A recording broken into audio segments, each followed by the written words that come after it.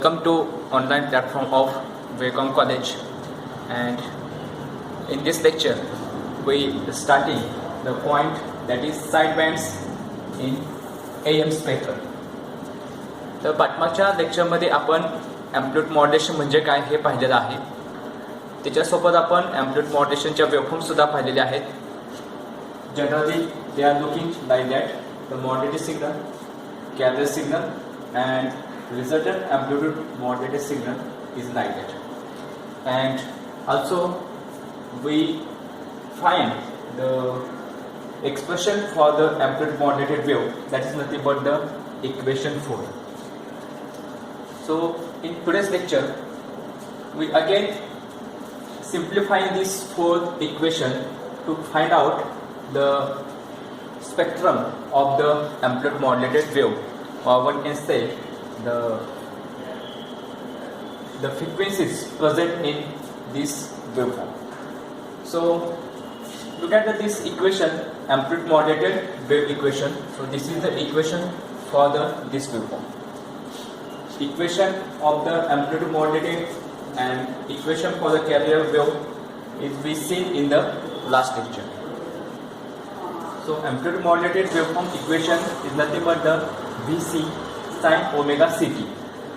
म्हणजे सिंपल काय आहे ते equation Vc sin omega ct plus Vm sin omega mt multiply sin omega ct. हे असे इक्वेशन आपण शेवटच्या लेक्चरला आपण डिराईव्ह केलं होतं. आता ह्या इक्वेशनला पुढे आपण काय करतोय, मॉडिफाय करतोय. तर एक मॅथ्समध्ये एक असा ट्रिग्नोमेट्रिक एक रिलेशन आहे, sin a multiply sin b is nothing but the cos in bracket a minus b divided by 2 minus cos a plus b divided by 2 असे एक आहे, तर एक इक्वेशन आहे किंवा एक रिलेशन आहे. आणि याच्यामध्ये आपण काय करणार आहोत, हे जे एक्सप्रेशन आहे ते आपण यामध्ये काय करणार आहे घेणार आहोत. तर यामध्ये साइन a, तर सिम्पली साइन a आणि साइन b, तर या ठिकाणी सुद्धा दोन टर्म्स आहेत, एक साइन ओमेगा mt आणि दुसरे आहे साइन ओमेगा ct. तर ए जो आहे ए आपण काय कन्सिडर करणार आहोत तो ओमेगा सी, आणि बी जे आहे ते काय कन्सिडर करणार आहोत तो ओमेगा एम. अशा प्रकारे आपण ह्या गोष्टी कन्सिडर करणार. मग इक्वेशन कशा प्रकारे होणार आहे, V C sine omega C T as it is, जसं आहे तसं आपण ठेवलेलं आहे. नंतर काय केलेलं आहे आपण, हा जो ओमेगा एम आहे तो काय घेतला, कॉमन घेतलेला आहे दोन्हीसाठी. हा ओमेगा एम या ठिकाणी घेतलेला आहे, हे divide by 2 cos a minus b ते काय घेतलं आपण साईडला घेतलेलं. नंतर काय केलेलं आहे, cos a minus b हे आपण काय केलेलं आहे ओमेगा सी घेतलेला आहे, आणि मायनस बी म्हणजे काय तर ओमेगा एम, बी ओमेगा एम. ही एक टर्म झाली यासाठी. दुसरी जी टर्म असणार ती काय असणार, तर मायनस पुन्हा या ठिकाणी साइन आलेलं आहे. So this is the table the minus पुन्हा काय आहे, तर ओमेगा व्ही एम. हे म्हणजे काय, तर हे व्ही ते कॉमन आहे दोघांसाठी, काय ते कॉमन काय येत आहे ते व्ही, आणि हा 2 या ठिकाणी येते आहे. पुन्हा काय तर कॉस काय आहे ए प्लस बी, हे आपण काय कन्सिडर केलेलं आहे, तर ओमेगा सी प्लस बी काय आहे तर ओमेगा एम म्हणता येतं. अशा प्रकारे काय होऊ शकते, तर हे एक्सप्रेशन जे आहे ते एक्सपांड होऊ शकतं. आपण एक्सपांड केलेलं इक्वेशन अशा प्रकारे दिली. तर याच्यामध्ये आपल्याला 3 टर्म्स पाहायला मिळतात. एक आहे omega C sine omega V C sine omega M. तर याला आपण काय नाव दिलं आहे, कॅरियर. कारण कॅरियरचं जे इक्वेशन आहे ते सेम असं आहे कॅरियरचं equation. So this is nothing but carrier, this is nothing but the carrier waveforms V C sine omega. तर कॅरियर जसं आहे तशा प्रकारे ते या ठिकाणी आलेलं आहे. दुसरं जे टर्म आहे त्यामध्ये का V M divide by 2 cos omega C minus omega M, त्याला आपण एक नाव दिलेलं आहे, त्याचं नाव काय दिलं आहे एल एस बी. एल एस बीचा कॉम्पोनंट काय आहे, लोअर साईड बँड्स. आणि पुन्हा एक टर्म आहे minus V M divide by 2 cos omega C plus omega M, त्याला आपण नाव काय दिलेलं आहे तर यूएसबीचा कॉम्पोनंट काय येणार आपण अप्पर साईड बँड्स.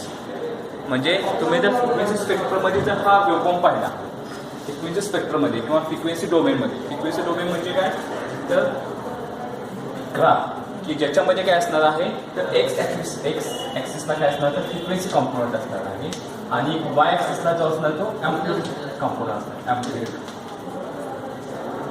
जनरली आपण हे जे काय वेव्हफॉर्म प्लॉट करत असतो 1, 2 किंवा हे 3 हे आपण काय करत असतो तर टाइम डोमेनमध्ये प्लॉट करत असतो. टाइम डोमेनमध्ये म्हणजे काय तर एक्स ॲक्सिसला काय घेत असतो आपण टाइम ॲक्सिस घेत असतो टी आणि वाय ॲक्सिसला काय असेल ते ॲम्प्लिट्यूड. मग फ्रिक्वेन्सी डोमेनमध्ये आपण काय करणार आहोत तर एक्स ॲक्सिसला फ्रिक्वेन्सी कॉम्पोनंट घेणार. म्हणजे या ठिकाणी काय असणार फ्रिक्वेन्सी असतील. म्हणजे इथं काय असेल तर 1 किलोहर्ट्झ असेल किंवा इथं काय असेल तर 2 किलोहर्ट्झ असेल किंवा इथं काय असेल तर 3 किलोहर्ट्झ असेल.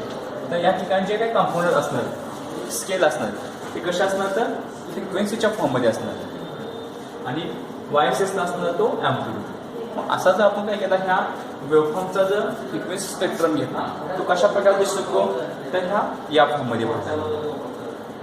तर हा काय होतो तर या फॉर्ममध्ये आपल्याला पाहायला मिळतो. तर ह्याच्यामध्ये 3 टर्म्स आहेत. एक आहे तुमची सेंट्रल ती आहे तुमची कॅरियर फ्रिक्वेन्सी ओमेगा सी आणि त्याचं ॲम्प्लिट्यूड का आहे तर व्ही सी म्हणजे हा सिग्नल. त्याचं ॲम्प्लिट्यूड का आहे तर V see this is nothing but the amplitude आणि त्याची फ्रिक्वेन्सी काय आहे तर ओमेगा सी ॲम्प्लिट्यूड आणि हे दुसरा तो कॉम्पोनंट आहे किंवा तो बँड आहे तो काय आहे तुम्ही घेतला LSB lower side band. Lower side band म्हणजे काय आपण म्हणतोय carrier frequency minus moderate frequency. म्हणजे कॅरियर फ्रिक्वेन्सी जी आहे त्यापेक्षा कमी असते मॉडरेट फ्रिक्वेन्सी. म्हणजे ह्यापेक्षा हे काय तर मायनस केलं म्हणजे हा काय असणार तर कॅरियर फ्रिक्वेन्सी पाठमाग असणार. या ठिकाणी केलं ओमेगा सी मायनस ओमेगा आणि ह्याचं जे ॲम्प्लिट्यूड आहे म्हणजे हा फ्रिक्वेन्सीचा जो ॲम्प्लिट्यूड आहे ते ॲम्प्लिट्यूड काय आहे Vm/2. तर या ठिकाणी आपण त्याचं ॲम्प्लिट्यूड लिहितो आणि हा जो काय फ्रिक्वेन्सी सिग्नल आहे त्या फ्रिक्वेन्सी सिग्नलची फ्रिक्वेन्सी किती आहे ओमेगा सी मायनस ओमेगा. म्हणजे एक साधं जर उदाहरण घेतलं तर कॅरियर फ्रिक्वेन्सी जर आपण काय घेतली सपोज 300 मेगाहर्ट्झ घेतली आणि मॉड्युलेटेड सिग्नलची फ्रिक्वेन्सी किती घेतली आपण सपोज फक्त 1 मेगाहर्ट्झ घेतली 1 मेगाहर्ट्झ.